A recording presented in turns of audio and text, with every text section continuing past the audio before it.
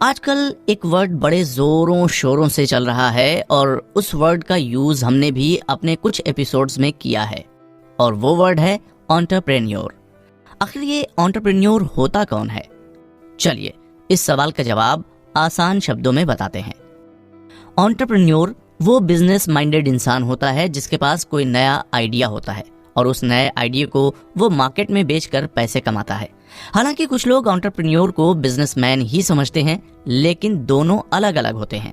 जो बिजनेसमैन होता है उसके पास कोई नया आइडिया नहीं होता है, वो उसी पुराने आइडिया पर ही बिजनेस करता है।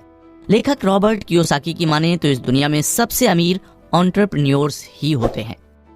हमने ना जाने कितने फेमस एंटरप्रेन्योर के नाम सुने होंगे, जैसे Bill Gates, Jeff Bezos, Elon Musk, Mark Zuckerberg etcetera. कई ऐसे भी एंटरप्रेन्योर हैं जिनका नाम हमने सुना भी नहीं होगा, लेकिन वो सही मायने में वेल्दी होते हैं। ऐसे एंटरप्रेन्योर का माइंडसेट बहुत ही लो प्रोफाइल का होता है। इन्हें ज्यादा लाइमलाइट में रहना पसंद नहीं होता है। इन्हें बस इस बात से मतलब होता है कि ये कैसे अपने प्रोडक्ट को बेहतर बनाएं और किस तरह से पब्लिक को नए नए प्रोडक्ट दे सकें।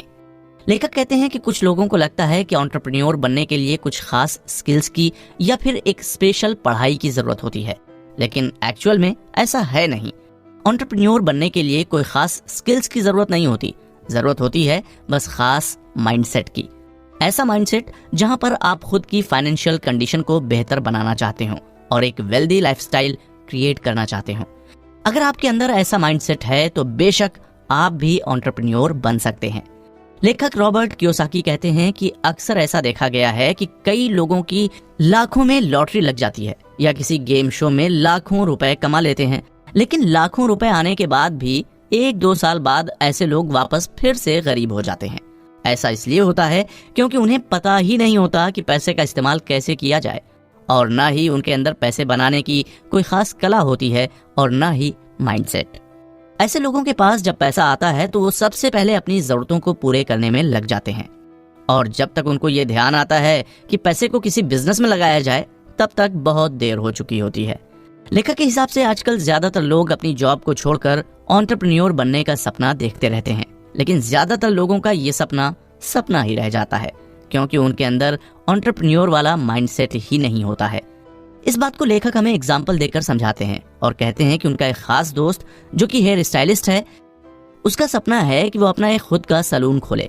सलून खोलने की बात वो कई सालों से कर रहा था, लेकिन वो खोल नहीं पाया था। वहीं लेखक का एक और दोस्त जिसकी वाइफ फ्लाइट अटेंडेंट थी, लेकिन उसका पैशन हेयर स्टाइलिंग का था।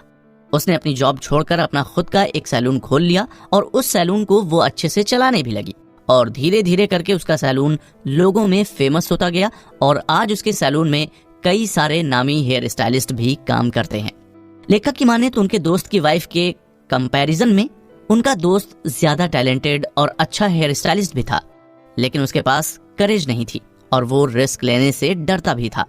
एक सच्चा एंटरप्रेन्योर कभी फेल होने से घबराता नहीं है और उसके अंदर हिम्मत कूट कूट के भरी होती है। सच्चे एंटरप्रेन्योर के अंदर सेल्फ बिलीफ भी जबरदस्त होता है। उसे ये मालूम होता है कि अगर उसका एक आइडिया फेल हो गया तो वो दूसरे आइडिया में जरूर सफल होगा।